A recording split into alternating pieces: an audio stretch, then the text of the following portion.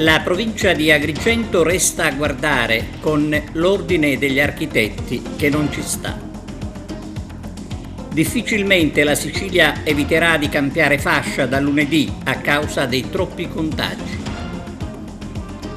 Via San Vito ad Agrigento chiusa da 100 giorni, la protesta dei cittadini. I premi della 30ª edizione consegnati nella suggestiva Valle dei Templi.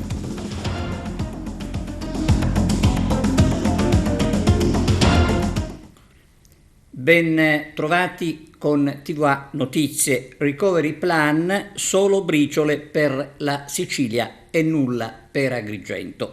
Rino Lamendola, presidente dell'Ordine degli Architetti di Agrigento, parla di scandalo. Arturo Cantella. Nulla per il territorio agrigentino, e questo è il commento lapidario dell'Ordine degli Architetti di Agrigento sui contenuti del PNRR, che pur avendo riservato a Mezzogiorno ben 82 miliardi non prevede alcuna grande opera pubblica per superare il grave isolamento infrastrutturale della Sicilia, in particolare della provincia di Agrigento. È uno scandalo, afferma il presidente dell'Ordine degli Architetti Rino Lamendola. Siamo profondamente delusi dai contenuti dell'ultima versione del PNR, che prevede nulla di rilevante per le infrastrutture a servizio del nostro territorio, il quale rimane ancora una volta tagliato fuori dai grandi collegamenti portuali, aeroportuali, su linea ferrata veloce, su strada gommata. Sul tema delle infrastrutture, la rete delle professioni tecniche a cui aderiscono gli ordini professionali, stiamo organizzando per il prossimo autunno un evento finalizzato a lanciare un appello alle istituzioni competenti affinché siano investite nuove risorse per la realizzazione di una serie di interventi infrastrutturali organici per potenziare il sistema portuale, aeroportuale, ferroviario e stradale a servizio della Sicilia centro-meridionale e soprattutto del nostro territorio agrigentino. Siamo profondamente delusi della gestione del Recovery Plan e soprattutto dei contenuti del PNRR che in materia di infrastrutture riserva solo briciole per la Sicilia e nulla di rilevante per il territorio agrigentino, che ahimè rimane ancora una volta tagliato fuori dai grandi collegamenti stradali, ferroviari, portuali e aeroportuali.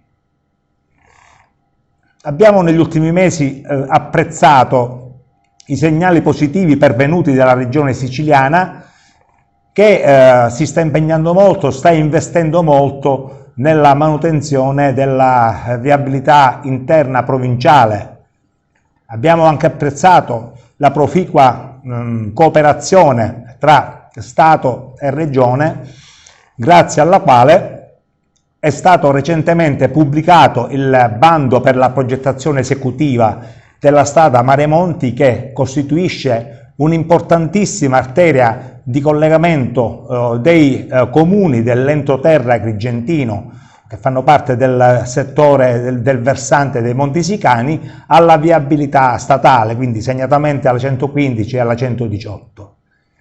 Però siamo convinti anche del fatto che per alimentare una ripartenza dell'economia locale siano necessari anche e soprattutto i collegamenti veloci con la grande viabilità regionale e nazionale, sia necessario un aeroporto a una distanza ragionevole, facilmente raggiungibile in meno di un'ora dal nostro territorio, e abbiamo consapevolezza che sia ormai indifferibile il potenziamento del nostro sistema portuale al fine di garantire l'attracco delle navi da crociera e dei mercantili che transitano nel Mediterraneo.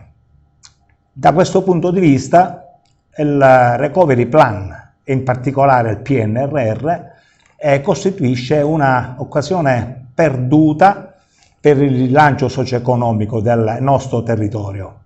La rete delle professioni tecniche a cui aderiscono tutti gli ordini professionali dell'area tecnica sul tema delle infrastrutture sta organizzando per il prossimo autunno un grosso evento con l'obiettivo di lanciare un appello alle istituzioni competenti affinché vengano stanziate nuove risorse per colmare questo grave gap infrastrutturale e quindi per potenziare il nostro sistema portuale, aeroportuale, stradale e ferroviario. Tutto questo nella consapevolezza che se la nostra terra riuscisse a superare quel gap infrastrutturale che negli ultimi decenni l'ha progressivamente isolata dal resto del paese, potrebbe autorevolmente riproporre il proprio ruolo di porto d'Europa nel Mediterraneo, non solo dal punto di vista politico e culturale, ma anche dal punto di vista turistico, economico e commerciale. E veniamo al Covid. I contagi crescono e la Sicilia difficilmente eviterà di cambiare colore da lunedì. Venerdì la sentenza, che quasi sicuramente ci condannerà, visto che mancano le decisioni che servono a combattere sul serio sia il virus che i soliti imbecilli. Ecco perché non servono più le raccomandazioni. L'emergenza non si affronta con dei semplici inviti. Vista la situazione, vista la risposta, bisognerebbe insomma andare diritti verso l'obbligo vaccinale se veramente si vuole uscire dal tunnel. Da 100 giorni via San Vito ad Agrigento è chiusa al traffico e 100 giorni sono davvero troppi. Da qui la protesta dei cittadini. Vediamo. Ecco, è un appello pressante che noi rivolgiamo all'amministrazione perché si possa provvedere al più presto al ripristino e all'apertura della via San Vito. Siamo in prossimità dell'apertura delle scuole, siamo in prossimità anche dell'apertura di tutti gli uffici dell'INPS oppure dell'ex ospedale dove ci si trovano tanti altri uffici e già prevediamo ingorghi e prevediamo difficoltà di traffico. I residenti, quelli che attualmente abitiamo a San Vito, già stiamo registrando da molto tempo diversi disagi. Immaginatevi a settembre che cosa ci sarà. Pertanto la nostra è un appello pressante fatto all'amministrazione perché provveda al più presto al ripristino della viabilità di via San Vito. Sono ormai quasi 100 giorni che la strada di via San Vito è chiusa al traffico, naturalmente creando dei disagi notevoli non solo a coloro i quali sono titolari di attività commerciali nella zona, ma a tutti gli abitanti e anche a chi si reca da queste parti per arrivare negli uffici che ci sono in tutta la zona in questo quartiere.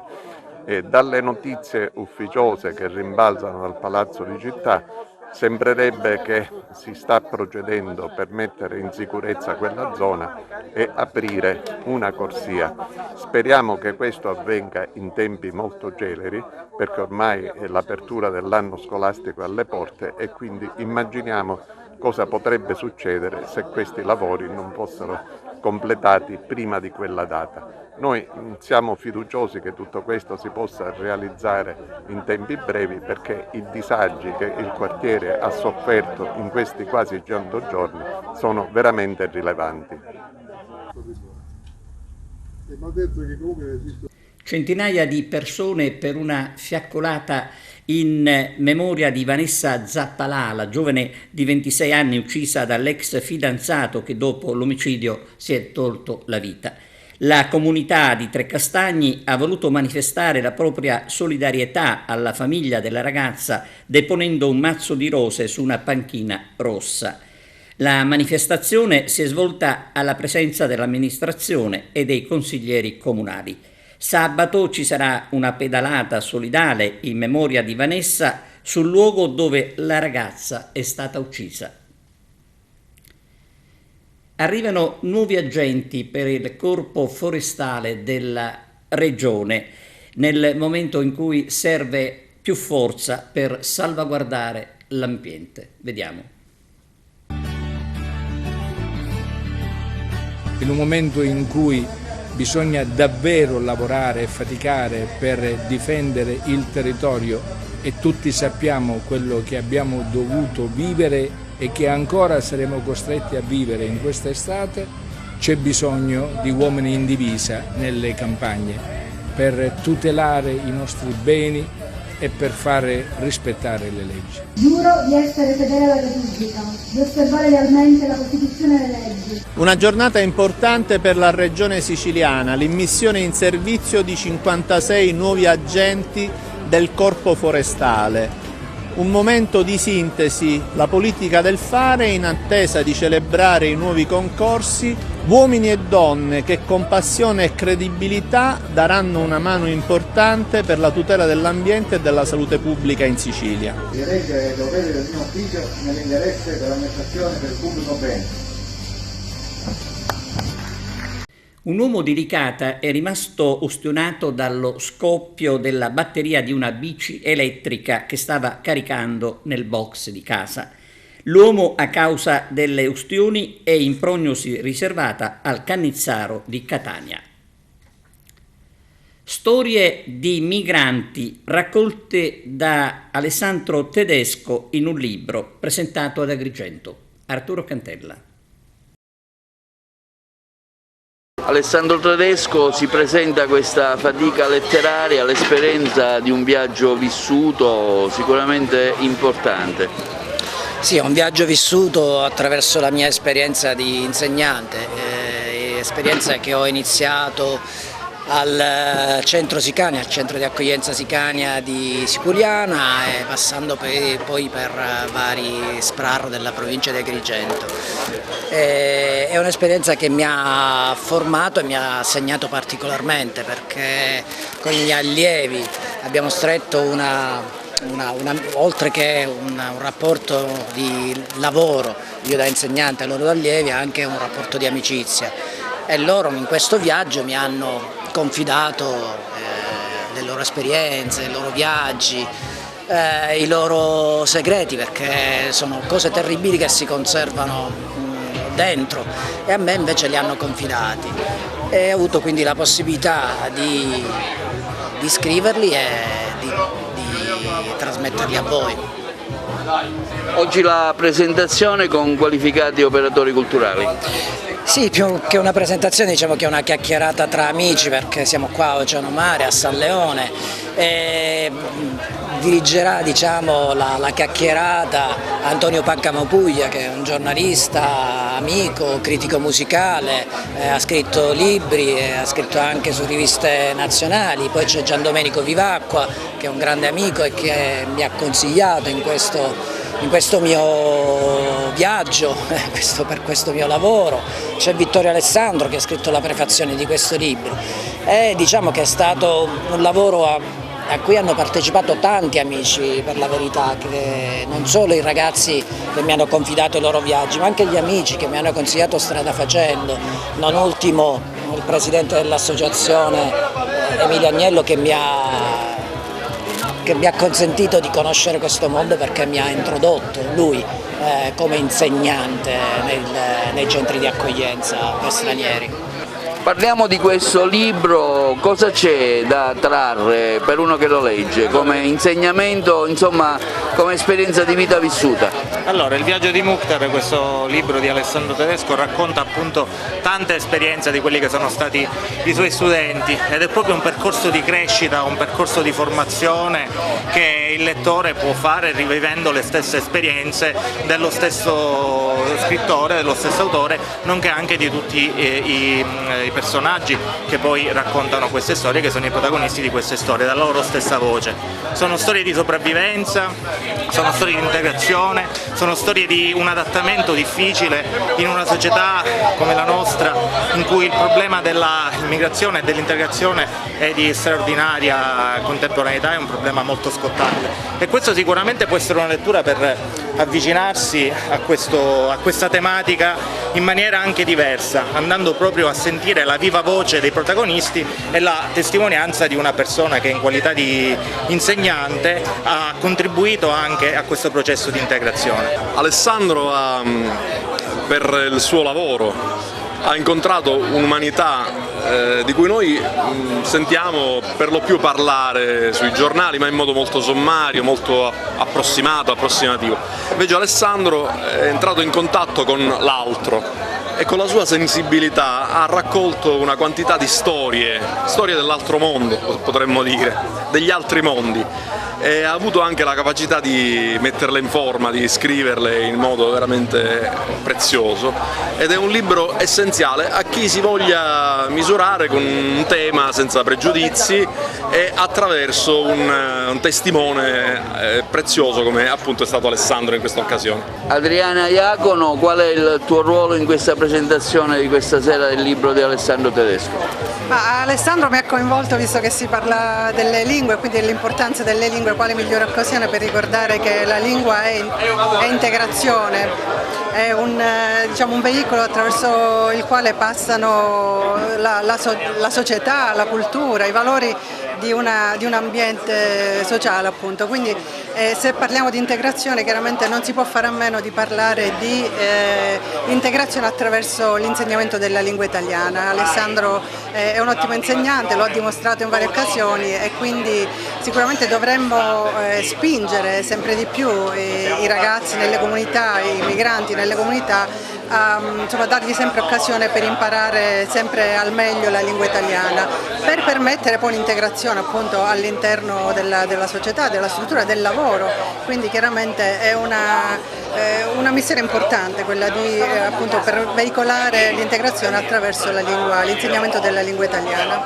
Quello dei migranti, il tema dell'accoglienza, per me soprattutto il tema del salvataggio, il tema del soccorso, del mare, che è un luogo in cui si esercita soprattutto nel mare la capacità di essere vicini agli altri, qualunque pelle abbiano, da qualunque luogo provengano. Ecco, come si può mettere a frutto questa esperienza anche da un punto di vista nautico?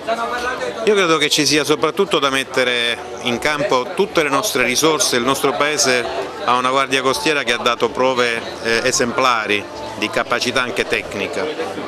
Detto questo, per quanto riguarda gli aspetti più strettamente culturali della nostra nautica, della nostra storia marittima, è importante che si ritrovi la capacità di conoscere questo mare, di capire questo mare, capire quello che sta succedendo a questo mare. Dopodiché possiamo cominciare a ragionare. Non possiamo certo arrivare con le bandiere del sì o del no senza aver capito esattamente cosa stia succedendo davanti ai nostri occhi. Contro Esodo regna il caos a Messina. Vediamo. Ricordiamo ai cittadini che c'è un'ordinanza, la 488 del 2013, che vieta il transito dei mezzi pesanti in centro città. Ci sono tante deroghe che possono essere rilasciate, ma devono essere rilasciate a delle determinate condizioni. Una è quella che ci sia maltempo nello stretto, e mi pare che il 14 e il 15 agosto fossero giornate tutto fuorché brutte. L'altra è che la condizione di traffico a Tremestieri, quindi troppi tir, obblighino a spostare il transito a Rada San Francesco. Il problema non è che le deroghe sono state concesse, il problema è che sono state concesse eventualmente, se sono state concesse, nel giorno del controesodo, mettendo questa città in ginocchio, ed è un momento in cui l'amministrazione De Luca deve decidere cosa vuole fare di questa città. Vuole consegnarla definitivamente al trasporto sullo stretto, oppure vuole fare l'amministrazione seria di questa città e cacciarli una volta per tutti quando non ci sono le condizioni per dover attraversare la città. La vera svolta, dobbiamo dirlo ai nostri cittadini, lo dobbiamo dire all'amministrazione De Luca, è quando Rada San Francesco sarà finalmente liberata. Siamo 1 anno e mezzo di ritardo sui lavori, avrebbe già oggi dovuto essere liberata e essere restituita alla città per la balneazione, per il turismo, così come quella spiaggia invoca da anni, e quindi tutto è tranne che una svolta. È comunque una sconfitta per la città. Dopodiché bisogna capire che ci andrà a utilizzare quegli altri 2 scivoli, se ci sarà un'altra offerta. Se non ci sarà un'altra offerta, che cosa accadrà? Accadrà che l'unica, immagino, partecipante, che credo che Caronte Tourist saranno interessati ovviamente a fare l'offerta per quella zona lì, si concentrerà su 3 scivoli, cioè significa che probabilmente il rischio per la città è che ci sia un aumento del traffico, altro che una diminuzione del traffico. La liberazione della Rada di San Francesco è l'obiettivo primario di questa città, non ci possono essere altri obiettivi intermedi. Capiamo che ancora il porto dei Tremestieri non è aperto, non è chiaramente accessibile, ma il sindaco, piuttosto che fare la solita battaglia polemica, prima contro gli armatori, poi contro Blueferries che avrebbe viaggiato non a pieno carico, e scopriamo che non è assolutamente così, perché anche loro hanno viaggiato a pieno carico, il sindaco, piuttosto che andare a inventarsi, come è suo solito fare, dei nemici immaginari, perché nella sua fantasia riesce a produrne uno ogni giorno, uno più più meraviglioso dell'altro, uno più fantasmagorico dell'altro. Deve fare il sindaco, far rispettare le ordinanze, non far entrare i tiri in città e soprattutto risolvere una volta per tutti questa questione di Tremestieri di San Francesco e di Rada San Francesco. È questo il tema della città, non le polemiche di ogni giorno a cui ci ha abituato, sinceramente basta. Dal 1° settembre gli uffici postali della provincia di Agrigento torneranno ad aprire gli sportelli tutti i giorni regolarmente. Qualcuno si era allarmato nei giorni scorsi vedendo le saracinesche abbassate, soprattutto nel quartiere di Fontanelle, ma non era stato letto bene l'avviso che dal 1° luglio al 31 agosto tutte le agenzie avrebbero garantito il servizio a giorni alterni. E a proposito di poste c'è un comunicato che riguarda i pensionati. In provincia di Agrigento le pensioni verranno accreditate a partire da domani, giovedì 26 agosto. Il pagamento in contanti avverrà con la turnazione alfabetica per evitare assembramenti. Domani si inizia con i cognomi dalla A alla B. Il figlio di Totorina deve rimanere al 41 bis, lo ha deciso la Cassazione. Vecchia mafia e strascichi irrimediabili. Pur non avendo ricoperto ruoli apicali, Giovanni Rina, il figlio dell'ex capo dei capi, resta al 41 bis. La Cassazione, con la sentenza numero 31835 di recente depositata, ha di fatto respinto il ricorso del figlio di Rina contro la proroga del regime del carcere duro. In sostanza, per la Corte Suprema sono corrette le valutazioni del Tribunale di Sorveglianza di Roma, che ha rigettato il reclamo avverso al decreto di proroga al 41 bis. Quest'ultimo si è soffermato diffusamente sul ruolo associativo ricoperto da Giovanni Rina nell'ambiente mafioso corleonese, riconducibile alla figura egemonica di Totò Riina. Per i giudici Giovanni Rina deve comunque ritenersi un esponente di spicco della criminalità organizzata, ben radicata nell'area corleonese collegata a Cosa Nostra, tanto è vero che il padre, che per lungo tempo era stato il capo indiscusso del raggruppamento consortile in questione e possedeva una caratura criminale addirittura notoria, risultava coinvolto in numerosi delitti riconducibili alla sfera di operatività del sodalizio in cui gravitava, avendo tra l'altro partecipato alla deliberazione di tutti gli omicidi eccellenti commessi in Sicilia tra la fine degli anni 70 e il suo arresto avvenuto nel 1993. In questa incontroversa cornice la mancata assunzione di ruoli apicali nel contesto associativo mafioso nel quale Giovanni Rina aveva militato nel corso degli anni, secondo la Cassazione non possiede una valenza decisiva, dovendosi valutare la posizione consortile del detenuto in un più vasto ambito collegato alla sfera di operatività di Cosa Nostra, rispetto al quale assumono rilievo indicatori differenti, come costantemente affermato dalla Cassazione stessa, secondo cui è necessario accertare che la capacità del condannato di tenere contatti con l'associazione criminale non sia venuta meno, accertamento che deve essere condotto anche alla stregua di una serie predeterminata di parametri quali il profilo criminale, la posizione rivestita dal soggetto in seno all'associazione, la perdurante operatività del sodalizio e la sopravvenienza di nuove incriminazioni non precedentemente valutate. Sempre secondo la Cassazione appaiono pienamente condivisibili le conclusioni alle quali è pervenuto il Tribunale di Sorveglianza di Roma, che nel passaggio argomentativo esplicitato nelle pagine 5 e 6 del provvedimento impugnato ha evidenziato che lo status in seno alla famiglia e dunque in seno all'associazione comporta la capacità di interlocuzione con una realtà criminale esterna, nonostante la fluidità della stessa, con la conseguenza che eventuali mutamenti dell'assetto del clan verificatisi durante la detenzione dell'affiliato non scalfiscono la collocazione da quest'ultimo assunta in ambito associativo ed il conseguente giudizio di perdurante pericolosità del medesimo. I giudici di legittimità, nel dichiarare inammissibile il ricorso presentato da Giovanni Rina, ricordano che ai fini della proroga del 41 bis non è necessario accertare la permanenza dell'attività della cosca di appartenenza e la mancanza di sintomi concreti di dissociazione del condannato dalla stessa, ma basta una potenzialità attuale e concreta di collegamenti con l'ambiente malavitoso che non potrebbe essere adeguatamente fronteggiata con il regime carcerario ordinario Il primo figlio maschio e secondogenito del capo dei capi fu arrestato l'11 giugno del 1996 e poi condannato all'ergastolo da una sentenza della Corte di Assise di Palermo con l'accusa di 4 omicidi che risalgono al 95. Il primo fu quello di Giuseppe Giammona, 22 anni, freddato, con 2 colpi di pistola alla nuca il 28 gennaio, mentre si trovava in auto in compagnia della fidanzata. Le altre vittime furono Giovanna Giammona e Francesco Saporito, marito e moglie, trucidati il 22 febbraio sotto gli occhi dei loro 2 figli.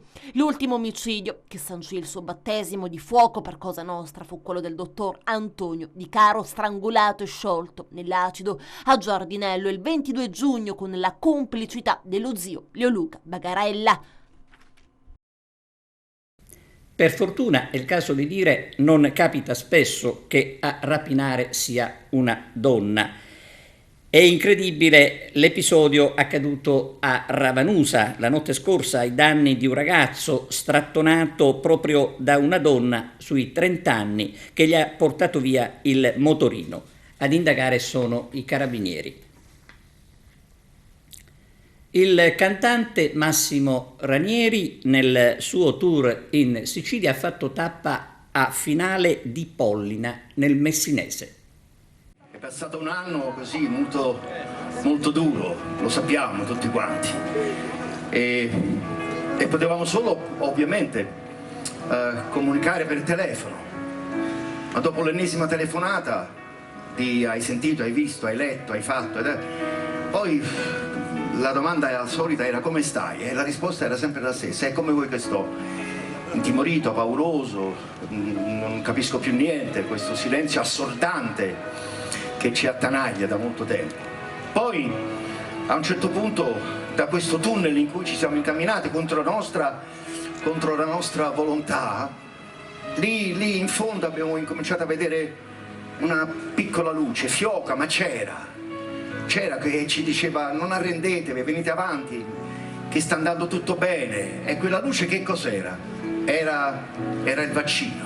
Un autentico bagno di folla per il concerto di Massimo Ranieri al Teatro Parco Urbano di Finale di Pollina. L'artista ha dimostrato ancora una volta che al di là delle 70 primavere di essere un autentico animale da palcoscenico. Massimo Ranieri, in un parco urbano gremito in ogni ordine di posto, è riuscito a far cantare i suoi successi ad un pubblico che ha seguito con compostezza la sua performance. Uno spettacolo nello spettacolo con l'artista autentico dominatore della scena che ha incantato per più di 2 ore il pubblico del Parco Urbano di Finale di Pollina con le sue canzoni, i suoi racconti, i sonetti ed i richiami alla varietà. C'è stata la dedica ai sognatori, a quelli che non smettono mai di provarci, che non hanno ancora vinto, che non sono eroi acclamati ma che sperano di farlo, a quelli che non si stancano e che reagiscono, che con forza dei propri sogni continuano a combattere sempre. Emozioni incommensurabili di un artista tutto tondo che ha saputo suscitare forti vibrazioni tra il numeroso pubblico presente. Massimo Ranieri è uno degli artisti italiani tra i più eclettici del panorama musicale italiano ed uno dei maggiori protagonisti cultura nazional popolare che ha saputo negli anni sperimentare nuovi orizzonti coniugando l'azione partenopea, suo naturale humus artistico, alla musica, il teatro, il cinema e allo spettacolo, quello eccellente che non soccombe al mecenatismo delle mode e che resiste al tempo. Nessuno ha voluto lasciarsi sfuggire l'occasione di assistere dal vivo ad una serata di immensa passione. Musica, cinema, teatro non hanno mai smesso di parlare di sentimenti, non ha mai smesso di farsi amare anche dalle nuove generazioni che hanno imparato ad apprezzare questo personaggio sempre positivo. Il giocoso spettacolo intanto continua a raccogliere consensi, come dimostrato dal numero considerevole di repliche, non smettendo mai di entusiasmare e coinvolgere.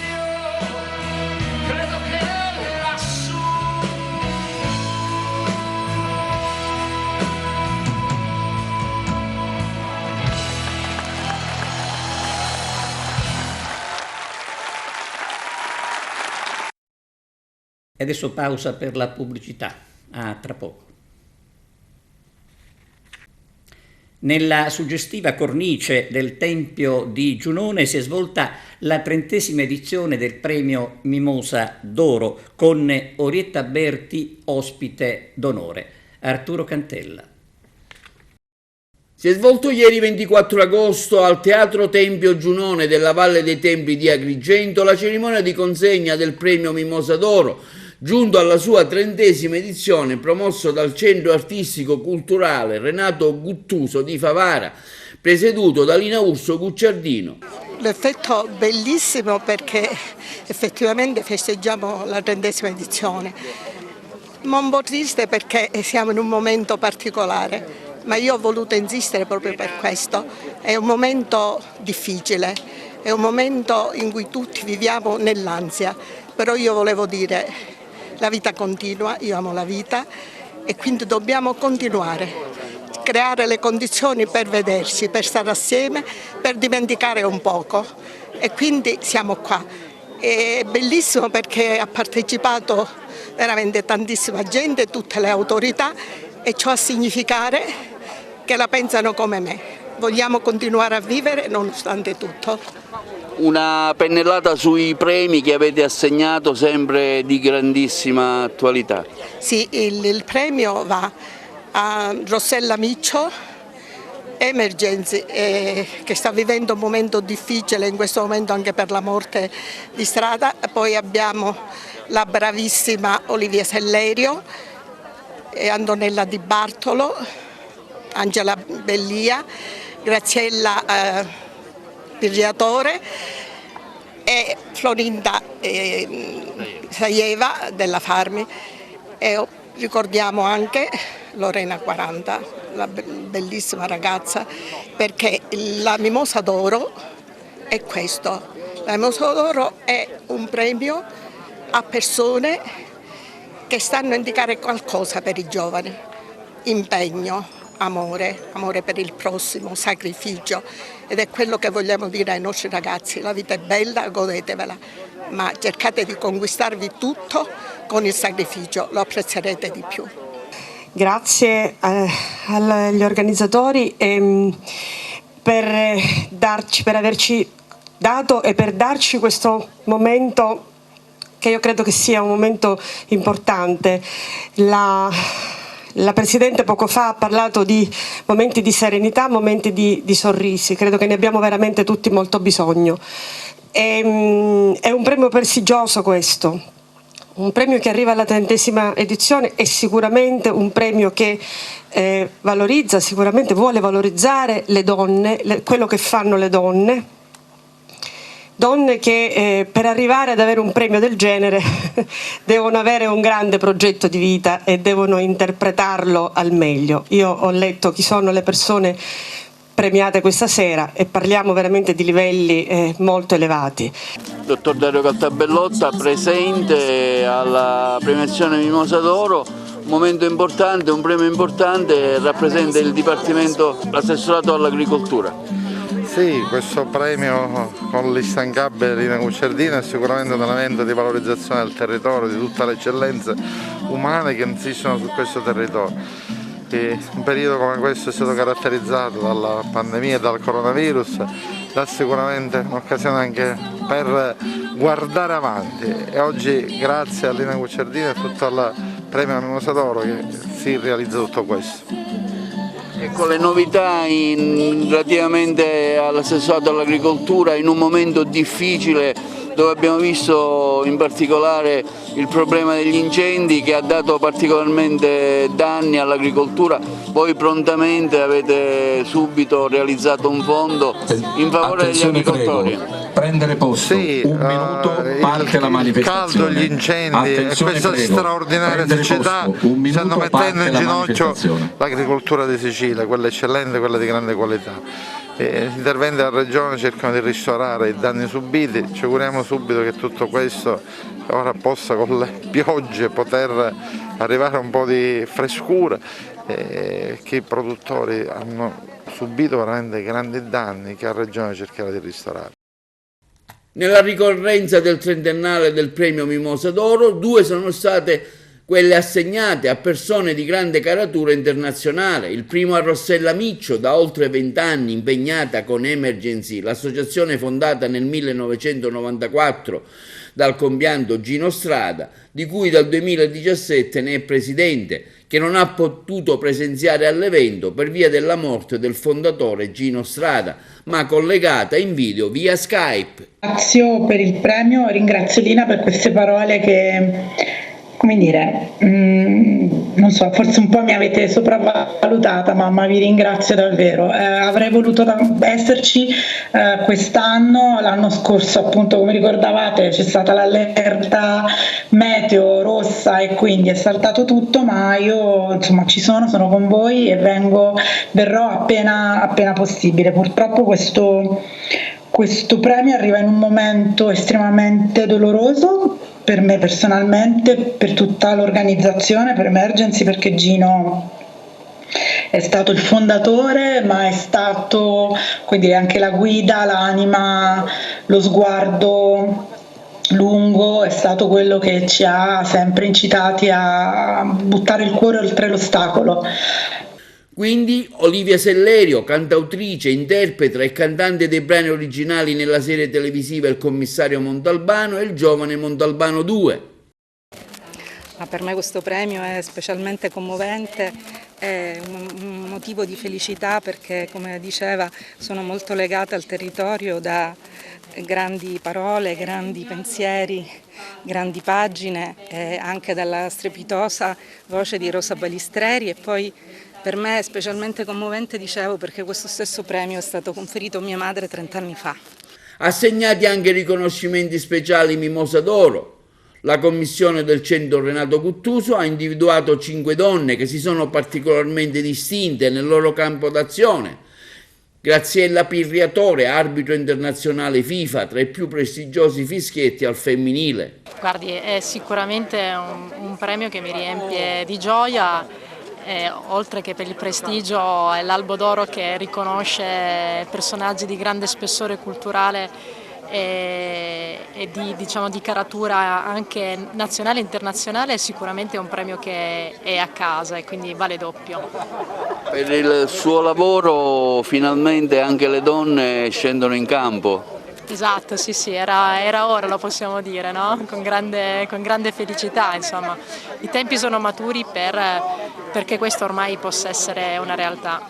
Antonella Di Bartolo, dirigente scolastico dell'Istituto Comprensivo Statale Sperone Pertini di Palermo. Intanto sono onorata e grata per questo premio prestigioso. È un premio assolutamente da condividere però con tutta la comunità scolastica, che però è diventata anche comunità territoriale, perché appunto la scuola dove ha presto servizio un istituto comprensivo nei quartieri Sperone e Brancaccio, gli stessi territori di Padre Pino Puglisi, in cui il ruolo della scuola è importante. Florinda Saieva, cofondatrice di Farm Cultural Park di Favara.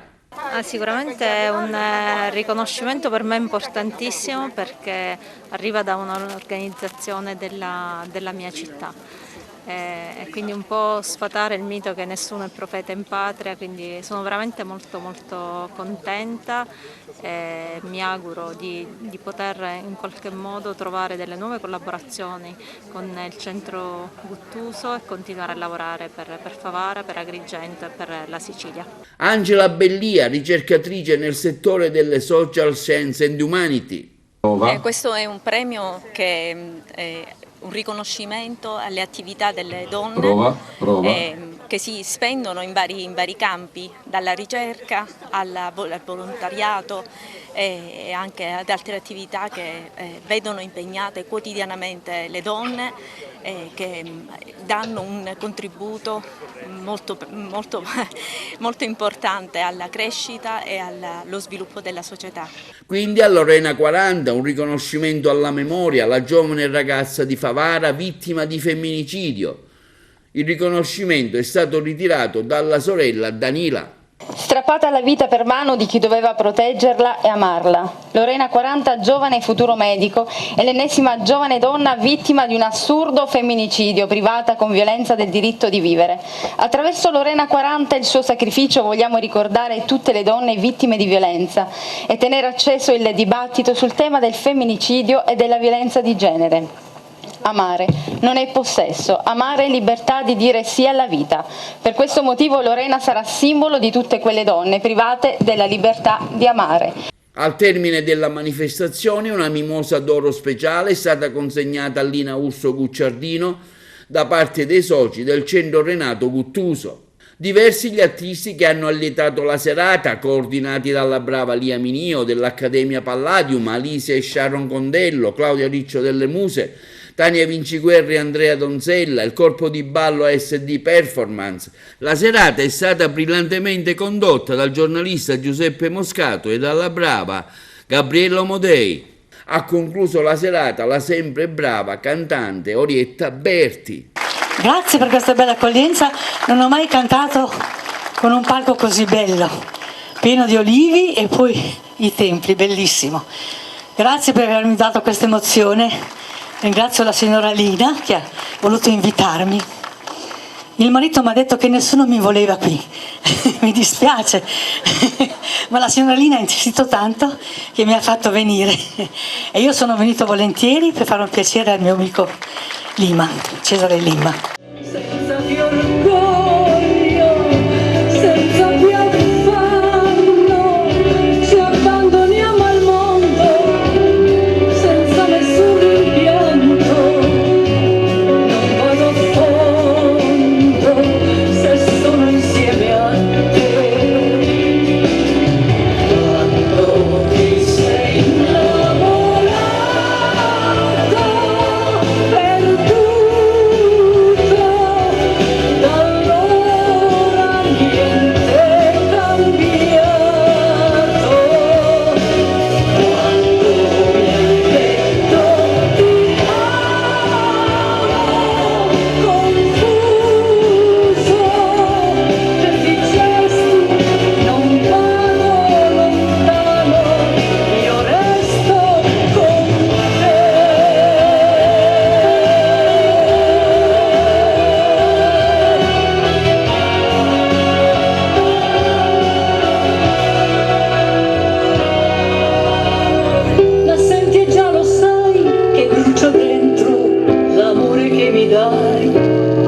è quello che vorrei.